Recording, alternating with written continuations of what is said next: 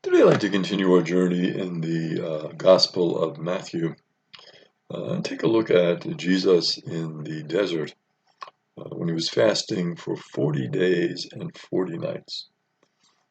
We read this and we're like, 40 days, 40 nights? How could anybody possibly fast for that length of time and survive? It's interesting, the symbolism here, though. The 40 days and 40 nights at the same time that Moses remained on Mount Sinai. And we see that in the book of Exodus, chapter 4, verse 18. It also refers to the great prophet Elijah, who walked 40 days and 40 nights to the mountain of God, Mount Horeb, in the first book of Kings, chapter 19, verse 8. So we see this number 40 as a very important number. And it's also meant to recall, of course, the 40 years during which Israel was tempted in the desert. So not only is Jesus experiencing temptation for those 40 days and 40 nights, but it parallels what the Israelites went through because they were constantly tempted to give up hope and no food, no water, what's happening. It was a very stressful time for them. And so whenever there's stress, there's going to be the tendency to give up and say, this is not working. It's not a good situation. I'm going to give up hope. I'm going to try something else. This is not working. So the 40 days and 40 nights connotes all of those special events in the Hebrew Scriptures. Is it an actual 40 days and 40 nights? Again, we don't know. Could it be a symbolic number? But it's really meant to bring to mind all of those experiences that the Israelites went through. Just remember, Jesus, very steeped in Jewish tradition, Jewish to the core. All of these events are going to be important and significant for him, for us, for the Israelites, and for all of us who follow Jesus. Then appears on the scene during the 40 days and 40 nights a tempter. And the tempter is going to try to dissuade Jesus from his mission. At this point in the Gospel of Matthew, Jesus was baptized by John. He allowed himself to be baptized. John kind of was resisting it, thought that Jesus should baptize him, but Jesus said, no, this is the way it's going to be for now. And so Jesus' mission sort of began at that point, his public ministry. Certainly his mission was from the time of his birth. Before then, in all those hidden years, I'm sure his mission was very significant in those years as well. But in terms of what we know about the public ministry of Jesus, it sort of marks the beginning. But then there's this sort of retreat experience of Jesus in the desert, maybe a getting ready type of experience for Jesus, where he goes in the desert and he faces temptation. And then one of the temptations Jesus faces is to command that the stones become loaves of bread.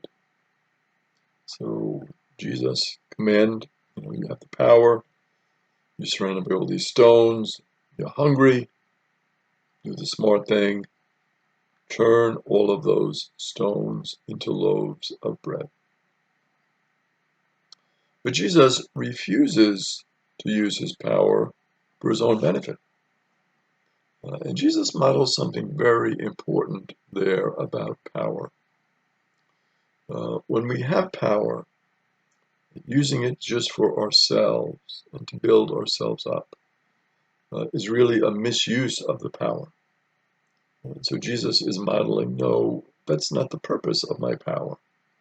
It's not to build me up by doing these different miracles about stones and bread. That's not what it's about. My power is a power of service. I'm here to help other people, to feed the hungry, to heal the sick. That is my mission.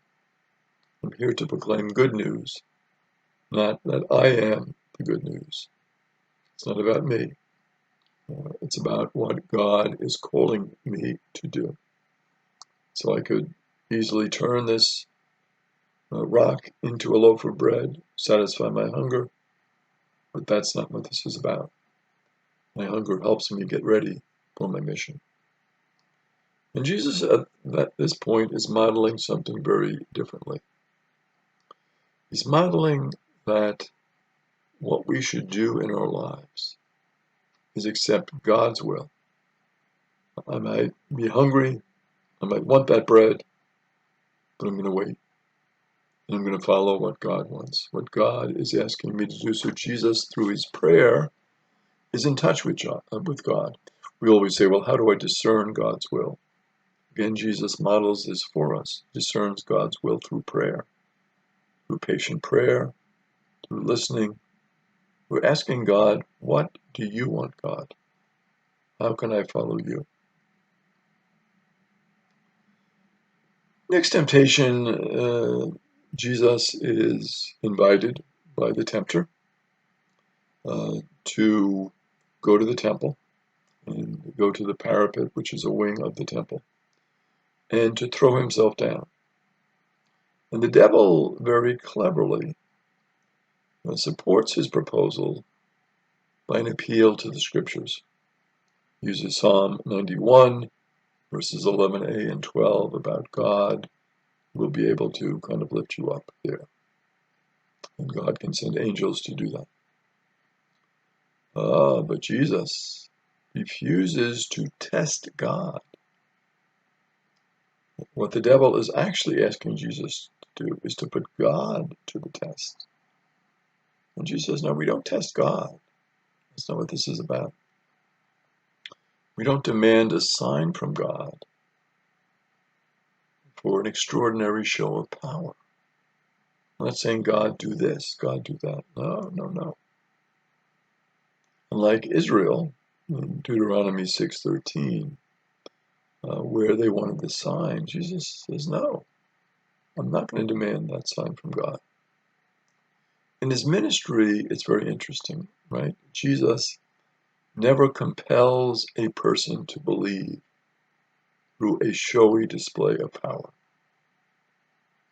When he does show his power, which he does frequently in his ministry, it's to serve others, to heal others, to help others. That's what power is all about. Power is meant to lead us to service. And Jesus also uses the book of Deuteronomy. And in using the book of Deuteronomy to refute the tempter, Jesus shows that the law itself reveals the true character of Messiahship. So if we follow the law, we are led to what the Messiah should do, what it means to be a Messiah, what the Messiahship is all about. But we have to focus on the true spirit of the law. So these first two temptations, to turn the stones into loaves of bread and to throw himself off the parapet at the wing of the temple, Jesus refutes those two temptations.